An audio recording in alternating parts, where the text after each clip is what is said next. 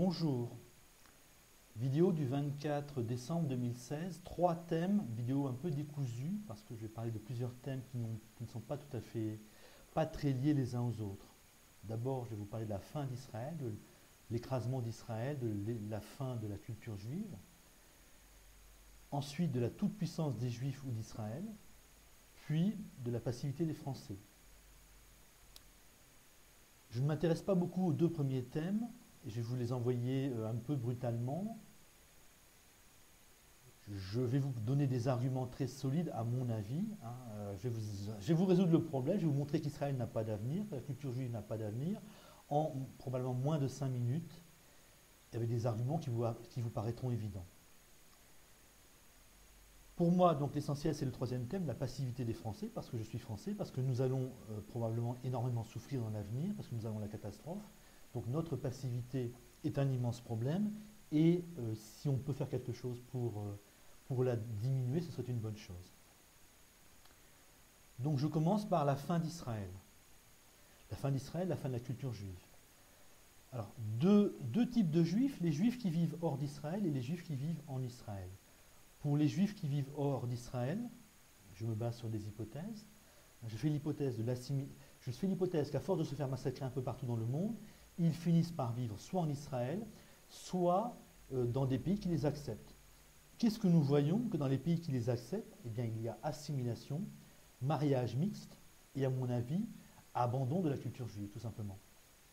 Donc, lors de la Première Guerre mondiale, les juifs français se sont battus contre les juifs allemands avec enthousiasme. Ils ont percé à la baïonnette des juifs allemands. Les juifs anglais se sont battus du côté de l'Angleterre, du Royaume-Uni, contre l'Allemagne et contre les juifs allemands.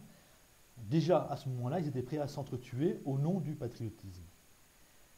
Donc, vous avez assimilation, vous avez mariage mixte, vous avez une génération qui va certainement abandonner la culture juive. C'est-à-dire qu'au bout de 100 ans, 200 ans, les gens ne se définiront plus comme juifs, ils vont finir par l'abandonner. Être juif aujourd'hui, c'est simplement être un Américain qui se dit juif. Il y a à la fois le choc des massacres commis par les Allemands, qui vous rappellent que vous êtes juif. Vous avez quand même des gens qui haïssent les juifs, et ça vous fait croire que vous êtes juif, ou ça vous oblige à le croire. Vous avez les difficultés d'Israël qui vont aller en augmentant. Donc ce qui aujourd'hui, à mon avis, fait que les juifs hors d'Israël se sentent juifs, c'est tous les chocs que subit la culture juive. Dans un certain temps, ces chocs seront digérés et vous aurez assimilation totale du monde juif, des juifs hors d'Israël. Vous avez aussi comme phénomène l'obsession multiculturelle de nos élites aujourd'hui, mais ça aussi, ça va s'arrêter dans quelques temps. Et là aussi, il n'y aura plus de pression donnée aux juifs pour se sentir juifs. Le cas particulier de la France, bon, en ce moment, donc, nous avons des juifs français qui se font assassiner, mais ça revient au cas général. Ces juifs français qui se font assassiner vont soit rejoindre Israël et connaître le sort d'Israël, soit rejoindre les États-Unis, soit rejoindre des pays qui ne sont pas antisémites et ils finiront par être assimilés. Le cycle va simplement recommencer, comme ils auront dû quitter la France, ils vont se sentir juifs pendant une ou deux générations, puis avec le temps, d'ici 200 ans, ils seront totalement de leur pays.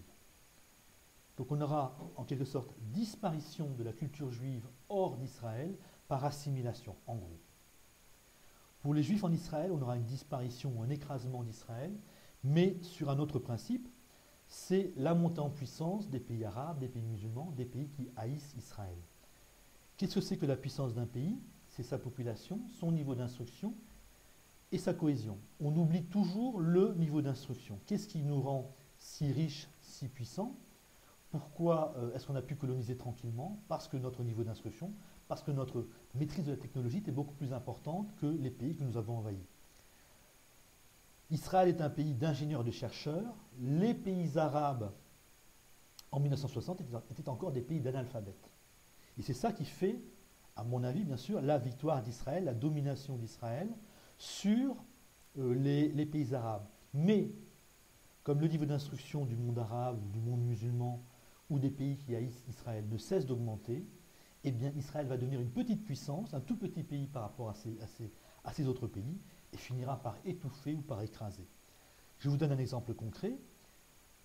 Les Égyptiens sont 80 millions à peu près aujourd'hui. Je ne sais pas jusqu'où ils vont arriver, mais mettons qu'on aura 100 millions d'Égyptiens dans 50 ans ou 100 ans et 10 millions d'Israéliens juifs. C'est un rapport de 1 à 10. Quand les Égyptiens auront le même niveau d'instruction que les Israéliens, ils auront donc 10 fois plus d'ingénieurs et 10 fois plus de chercheurs que Israël, et l'Égypte sera, elle toute seule, 10 fois plus puissante qu'Israël. Donc vous faites la même opération pour tous les pays donc, arabes, pour tous les pays musulmans, pour tous les pays qui haïssent Israël, et vous aurez une puissance tellement supérieure, ce ne sera pas 2 fois plus puissant, ce sera 10, 15, 20, 30, 50 fois plus puissant qu'Israël. Israël ne sera qu'un tout petit pays de 10 millions d'habitants, c'est comme la Belgique, une Belgique autour de l'Allemagne, autour du Royaume-Uni, autour de la France, qui haïrait toutes les trois la Belgique. Donc voilà ce qui attend Israël, une montée en puissance du monde arabe, musulman, ou de ceux qui haïssent Israël. Et soit ce monde-là aura les moyens de détruire Israël, soit ils seront tellement puissants qu'être israélien ne sera plus être juif, ce sera simplement être écrasé, être oppressé, se sentir étouffé, vivre dans un pays en sursis, qui à tout moment pourra subir la violence des pays voisins, 10 fois plus puissants parfois, qui l'Iran, la Turquie, l'Égypte seront 10 fois plus puissantes qu'Israël. Si la Syrie est 4 fois plus peuplée qu'Israël, elle sera 4 fois plus puissante qu'Israël. Voilà, l'avenir d'Israël, c'est vraiment l'étouffement, l'écrasement. Je ne sais pas à combien d'années ça va se faire, mais on va voir sans arrêt monter la puissance du monde arabe, quelles que soient les souffrances par lesquelles il passe, quels que soient les massacres qu'il subit. L'Irak, par exemple, en ce moment, donc en 2016, souffre énormément, mais va se redresser parce qu'ils sont suffisamment jeunes pour le faire. Et ils vont reprendre leur montée en puissance, c'est-à-dire leur remontée du niveau d'instruction. Et s'ils haïssent encore Israël, ben, tous ces gens-là réussiront, essaieront et réussiront à écraser Israël, ou au minimum à l'étouffer, à faire que les Juifs israéliens se sentiront extrêmement mal éternellement dans leur pays. Voilà, disparition de la culture juive, écrasement ou étouffement d'Israël. Alors, deuxième thème, qui n'est pas tout à fait lié au premier, donc, pourquoi certains disent que les Juifs sont tout puissants? Pourquoi certains disent qu'Israël ou les Juifs dominent le monde? Alors je crois que c'est surtout les Arabes ou les musulmans, ou ceux qui haïssent Israël toujours, qui disent cela. Je viens de vous dire qu'Israël est un tout petit pays qui va finir par se faire écrabouiller par les voisins qui vont monter en puissance quasiment sans arrêt. C'est assez évident. Et pourtant, beaucoup de gens disent qu'Israël et que les Juifs dominent le monde. Alors, d'où ça vient? Je ne suis pas en train de vous dire qu'Israël domine le monde, je vais vous dire d'où ça vient, pourquoi on a ça. À mon avis, ça nous vient des pays arabes qui ont fait la guerre à Israël. Je crois qu'il y a eu 3 grandes guerres contre Israël. Ils ont chaque fois été vaincus. Je pense qu'ils étaient à 10, à 20 ou à 40 contre 1. Ils ont toujours perdu. Donc, quand à 20 contre 1, vous perdez 3 fois votre guerre contre un tout petit pays, vous avez 2 choix. Soit vous dites, nous avons perdu cette guerre à 20 contre 1, enfin, nous avons perdu 3 guerres à 20 contre 1, c'est parce que nous sommes des imbéciles. Il y avait ce choix-là. Ou vous dites, ça a été le choix des Arabes, les Arabes ont dit, nous avons perdu contre Israël parce que les Juifs dominent le monde, parce qu'Israël domine le monde. C'est-à-dire, nous sommes des gens normaux, et pour expliquer ces défaites continuelles à 20 contre 1, ou 10 contre 1 ou 40 contre 1, je ne sais pas, face à Israël, les Arabes ont dit, donc c'est parce que les Juifs dominent le monde, c'est parce qu'Israël domine le monde. Et après, ils vont trouver des raisons, ils vont trouver des arguments. Voilà, à mon avis, c'est ça le moteur de cette explication délirante de la toute-puissance d'Israël et de la toute-puissance des Juifs. L'Israël, c'est un tout petit pays de 6 millions d'habitants qui sera écrabouillé d'ici 100 ans. Alors, je parle un peu de cela parce que ça nous concerne maintenant, nous les Français, parce que de plus en plus, j'entends dire, nous ne pouvons rien faire face à la finance, Bilderberg domine le monde, et on a des Français pour dire, les Juifs et Israël dominent le monde, dominent la France. C'est dangereux. Moi, ça me paraît extrêmement dangereux. C'est le même phénomène que pour les Arabes. Les Arabes, au lieu de dire, nous avons perdu contre Israël à 20 contre 1, nous sommes des imbéciles, donc réfléchissons maintenant pour mieux réussir lors de la prochaine guerre, ils se sont contentés de dire, on a perdu parce que Israël domine le monde, ce qui vous rend impuissant. Nous, on connaît, nous Français, donc nous connaissons le même phénomène de nous déresponsabiliser.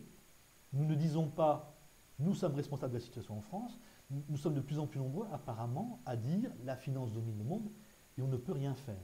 Quand j'étais jeune, je n'entendais pas ça. Comme argument, je vous dis, on a beaucoup de pays qui ne se laissent pas faire, qui ne sont pas résignés comme nous, qui vont moins mal, qui agissent. Donc il y a vraiment une sorte de passivité française qui est extrêmement grave parce que la situation va devenir dramatique, parce que nous risquons des massacres épouvantables, nous risquons une guerre civile, nous risquons de devenir un pays de soumis, mais de soumis véritables. Travailler 15 heures par jour, tous les jours pour 300 € par mois au service d'une multinationale chinoise, ce n'est pas très amusant. Donc cette passivité va nous coûter extrêmement cher. Et donc le raisonnement c'est on ne peut rien faire, il n'y a rien à faire. Non, concrètement, il n'y a rien à faire et c'est la faute de la finance, c'est la faute des Bilderberg, c'est la faute des Juifs, c'est la faute d'Israël. Non. Alors, ça veut dire, vous êtes des lâches, ceux qui ont ce discours-là, ce sont des lâches, ce sont des minables, ils ne veulent pas prendre leurs responsabilités et se contentent de dire, de trouver une excuse. Oui, c'est la faute de la finance, on ne peut rien faire, le pays coule, la France coule, c'est la faute de la finance. Non, c'est la faute de ta lâcheté. Pas spécialement la tienne, mais comme énormément de gens sont comme toi, ont ce même discours de on ne peut rien faire, eh bien le pays coule et effectivement on ne fait rien, on ne peut rien faire. Donc je m'adresse à tous ceux qui sont tentés par cette mentalité-là, par cette passivité. Je vais essayer de dire des choses intéressantes, là je ne suis pas du tout sûr d'y arriver, je ne suis pas du tout sûr que ce que je vais dire est intelligent. Donc je vais essayer de vous bousculer un petit peu. Moi je dis c'est votre passivité qui est une grande partie du problème, votre lâcheté, votre minabilité, votre médiocrité. Donc pour ceux qui ne sont pas totalement pris dans cette mentalité-là, vous avez un petit parcours à faire, quelques pas à faire. La première des choses, c'est se regarder en face. Ce n'est pas la finance qui nous écrase, c'est nous qui nous laissons écraser par la finance, par exemple. Déjà, c'est déjà pas pareil. Il faut assumer que la situation qui s'aggrave sans arrêt en France n'a comme seule cause profonde notre passivité. Nous sommes passifs, vous assumez que vous êtes quelqu'un de passif et vous regardez cela en face. Donc, si vous êtes totalement pris par ça, bon, tant pis, c'est pas grave, vous avez le droit d'être passif. Mais si vous sentez au fond de vous-même que vous êtes quand même prêt à agir, à ne pas vous laisser faire, et que ce qui vous rend passif, c'est plutôt l'absence de repères ou votre manque de connaissances, votre manque de culture, eh bien, vous pouvez décider d'y aller. Vous regardez votre passivité en face, vous regardez si elle est consubstantielle à ce que vous êtes ou si elle est accidentelle, si vous n'êtes pas au fond de vous-même quelqu'un de passif. Une fois que vous vous êtes dit, bon finalement je ne suis pas quelqu'un de passif, je suis prêt quand même à agir, à faire des choses pour que mon pays se redresse, pour qu'on n'aille pas, pour qu'on diminue les risques d'aller à la catastrophe. Donc c'est le premier pas à faire, c'est commencer à réfléchir, commencer à agir. C'est très difficile au début parce qu'on ne connaît rien, on n'a pas de repères. Donc vous commencez, vous faites ce que vous pouvez, vous faites le premier pas, c'est le plus dur. Vous écoutez des intellectuels intéressants, vous regardez des vidéos intéressantes, vous essayez de les comprendre, de les retenir, vous allez voir dans un parti politique qui vous paraît intéressant, et vous continuez comme ça, pas après pas, vous prenez l'habitude de réfléchir, vous prenez l'habitude de connaître, d'apprendre, vous prenez l'habitude d'agir. Et il y a des récompenses en fait personnelles. Ce n'est pas un effort que vous faites pour les autres, un effort inutile en quelque sorte, ou qui peut être inutile pour les autres, il y a quand même des récompenses personnelles. C'est-à-dire que si vous prenez l'habitude de réfléchir, d'apprendre les choses, d'agir en politique, vous allez voir qu'au bout d'un moment, vous allez devenir comme ça et que ça va déteindre sur toute votre vie. Dans tous les domaines de votre vie, vous prendrez l'habitude de réfléchir, d'agir, et de prendre vos responsabilités. Vous sortirez de la passivité générale et vous deviendrez quelqu'un d'actif qui prend sa vie en main et qui en plus réfléchit. Donc vous allez voir qu'avec les années, ça va devenir une habitude et c'est très utile dans la vie, finalement. C'est très utile dans la vie. Être une loque humaine qui dit « oh, on ne peut rien faire » ou être quelqu'un qui dit « tiens, j'ai ce problème-là, qu'est-ce que je peux faire ?» Je réfléchis pour essayer de le résoudre et j'agis, c'est quand même être deux types humains différents. Il y a une seconde récompense qui est, alors là je parle pour les garçons, à force de prendre vos responsabilités, à force de réfléchir par vous-même, vous allez devenir différent. Et vous allez marcher de façon différente. Là, je rigole à moitié. Vous allez voir que les filles vont commencer à vous regarder. Vous allez voir que vous allez séduire davantage les femmes. Donc en quelque sorte, vous aurez plus de chances de trouver une femme qui vous émerveille et de connaître le grand amour ou au minimum des mois de bonheur ou des aventures fabuleuses. Voilà, donc il y a aussi une récompense à ne pas être un mouton, à ne pas être passif, à ne pas être soumis. Voilà, salut.